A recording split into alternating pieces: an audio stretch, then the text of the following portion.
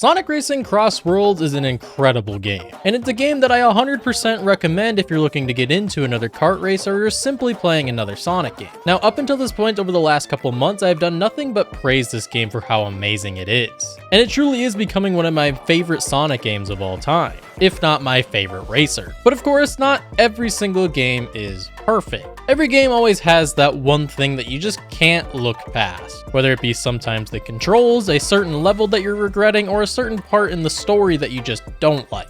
And to be honest, this is about the only thing in Sonic Racing CrossWorlds that I've really had a problem with to this point.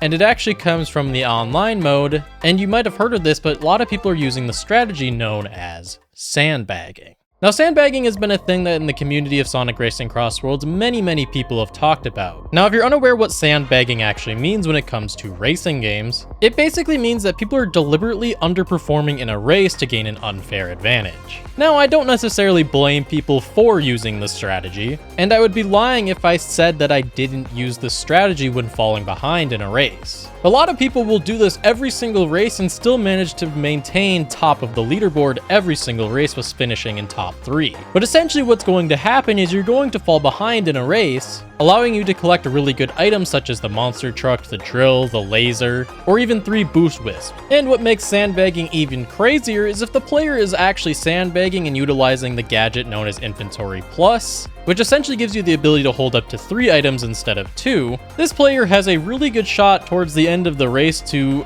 easily finish atop of the leaderboard or avoid a lot of items coming at them at the end of the race, allowing them to slip past a bunch of people. And this isn't even necessarily the fault of people abusing this, as you could just simply be falling behind in a race and still end up in first place if the game allows you to get good items. As a lot of times I've even seen it to where I'm in legend lobbies where there are a few players that are either in E, D, B, or A rank that aren't quite in that legend rank quite yet, that will easily destroy people that are in Legend 2 or any of the higher Legend ranks. Which is pretty crazy to see. I mean, I'm not saying that those players can't beat them, but it definitely is something that happens more often than it should. It really eliminates a huge skill part of the game. Now, with every great kart racer, there is obviously some type of luck aspect that comes into it. But sandbagging has really kind of destroyed the whole idea of just having skill in this game. But I'll say it again, that isn't the fault of the players abusing this. This is simply the fault of the item balancing that Sega has used in Sonic Racing CrossWorlds. There is no reason that you should get towards the end of the race and there are 5 monster trucks behind you. And the same thing can be said for other items. I can't tell you the amount of times that people have completely boosted past me with the laser wisp without me even knowing, and they all of a sudden just appear ahead of me last second. And there's nothing I can do about it. It's definitely an unfortunate thing about the game, and it really feels like there's a lot of times I'm losing because of it.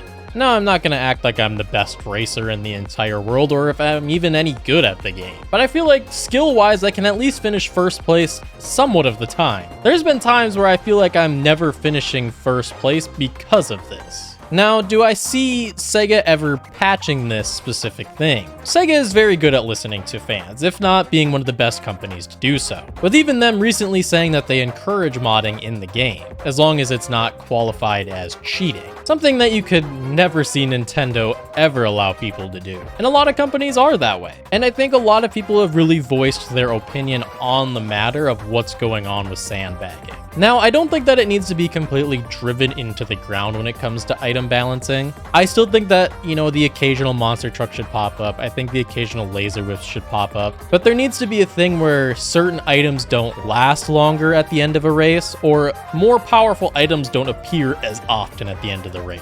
If it's the beginning of the second lap and there's 5 monster trucks behind me, I honestly don't have that much of a problem with it. It's just when you're getting into like the last 10 seconds of the race and all of a sudden I'm getting squished by 5 different monster trucks and then I just have no chance of getting any good rank and end up losing points towards my next rank. It's one of the worst experiences in this game. And it's definitely something that I think Sega should really touch on. However, there is somewhat of a way to avoid a lot of this. Now, this isn't necessarily going to work 100% of the time, and it definitely takes a little bit of skill to get used to this set. But the gadget set that actually works really well against sandbagging is this. The gadgets you're going to select are going to be Technical Drift, Level 2 Quick Charge, Level 3 Quick Charge, and Ultimate Charge. Now, the reason you're going to be doing this is mainly because of Ultimate Charge, where this is going to add a 4th level to your drift charge, which allows that level to make you invincible for a short amount of time. Very similar to the shield item in the game. It just doesn't last quite as long, but it still lasts a decent amount of time and can really help you out,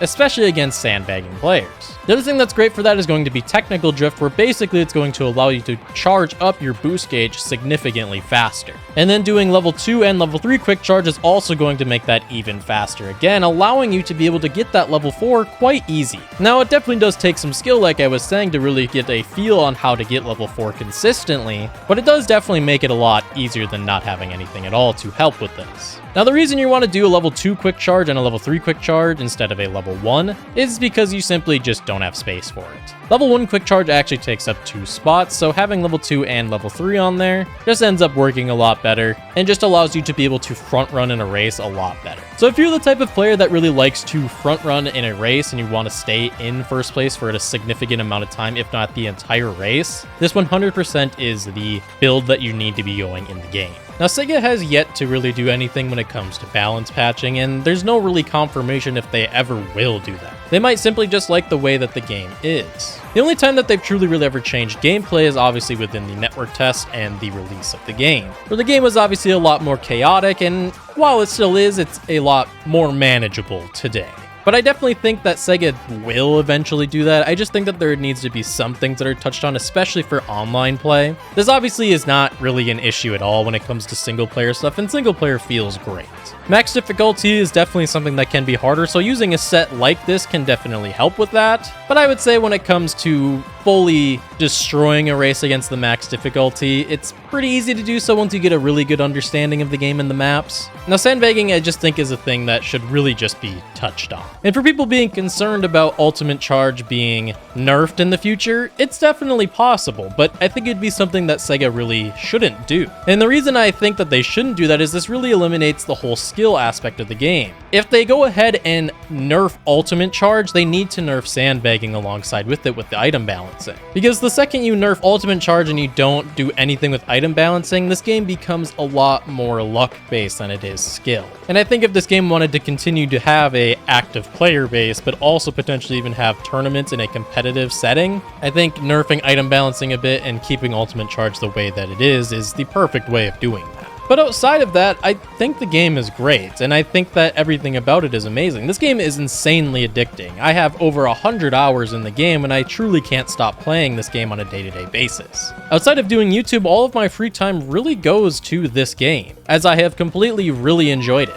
Now, the last thing I'll really touch on when it comes to just tips of avoiding sandbagging if this is an issue that you quite frequently deal with, is while using those gadgets is definitely the move to be doing. I think the best way to utilize a lot of that moveset is going to be the handling vehicles and the extreme gearboards. Just simply being that they have a lot tighter turns and a lot more controllable turns. Where types like acceleration, speed, and power are still good, and I think speed is definitely one of the most underrated types in the game, they definitely do have a lot less controllable turn and even kind of feel a little bit more stiff when it comes to movement in the game. Now, I can't fully speak if this is really a issue when it comes to a little bit lower ranks in the game, anything when it comes to like B below, as this has only ever really been an issue with Legend. Now, to be fair, there definitely are a lot more knowledgeable and really good players in Legend, so I totally get it people utilizing this. But this overall has just been a really big issue for me in Legend, and honestly it prevents me a lot from ranking up. But I will say that I consistently place higher while using these gadgets, as I'm able to dodge a lot of items and just really bad items coming at me at the end of the race. So definitely suggest using that build that I recommend on there. But you can ultimately do whatever works for you. And if you have anything that works for you, let me know in the comments when it comes to gadgets or even types of vehicles that you're using or characters with types of vehicles. Let me know what's working for you. I would love to actually know. And also let me know how you guys feel about the whole sandbagging aspect of the game.